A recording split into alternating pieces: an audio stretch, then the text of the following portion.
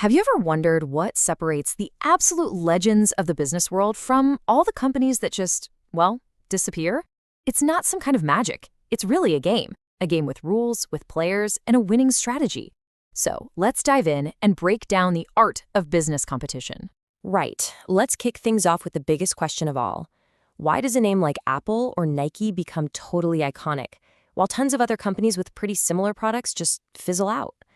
The answer is all about understanding the game they're playing, and that is exactly what we are going to unpack right here.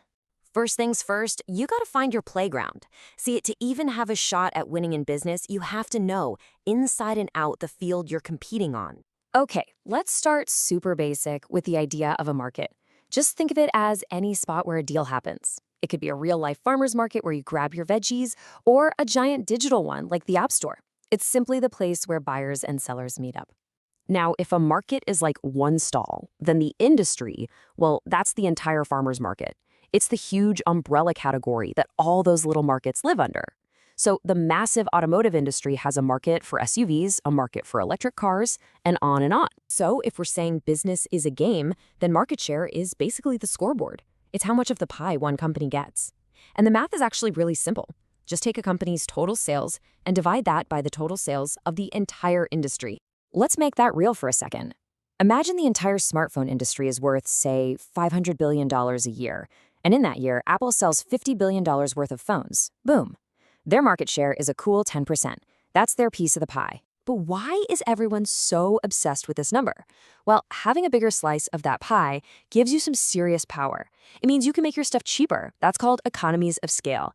And you can get way better deals from your suppliers. Plus, let's be honest, when you're a big fish, customers know who you are and they trust you more. And this quote from Clayton Christensen really just nails it.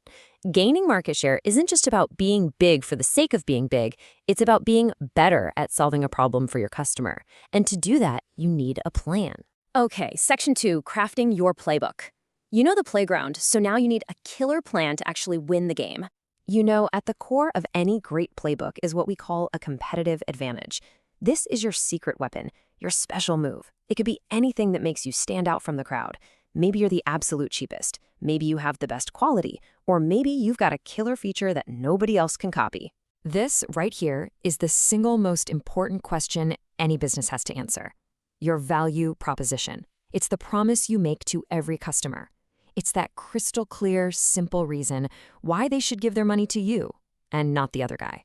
And the best companies, they get that value is built in layers. Let's stick with the smartphone example. At its core, the phone solves the problem of communication. That's step 1.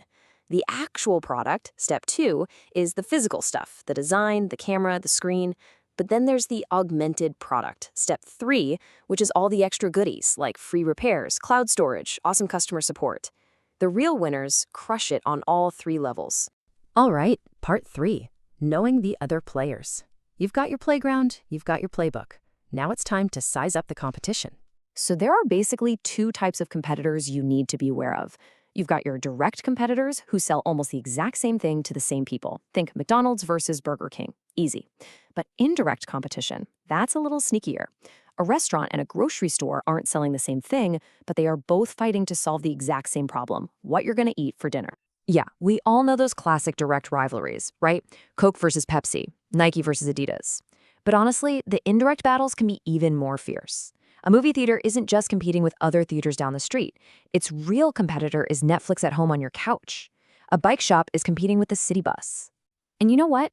All this fighting is actually fantastic for us, the customers, because when all these companies are competing, they have to push themselves. They're forced to innovate, to lower their prices, to improve their quality, all to win us over. And that means we get better stuff and more choices. And that brings us to our final section, winning the prize. Okay, we've talked about the playground, the playbook, and the players. But what are they all actually competing for? The answer is pretty simple, really. It's your money. Or to be more specific, they're all after your disposable income.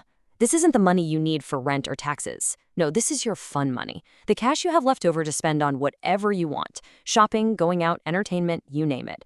It is the grand prize that every single company is fighting for. But here's the thing. That pool of fun money is actually just a small slice of anyone's total income.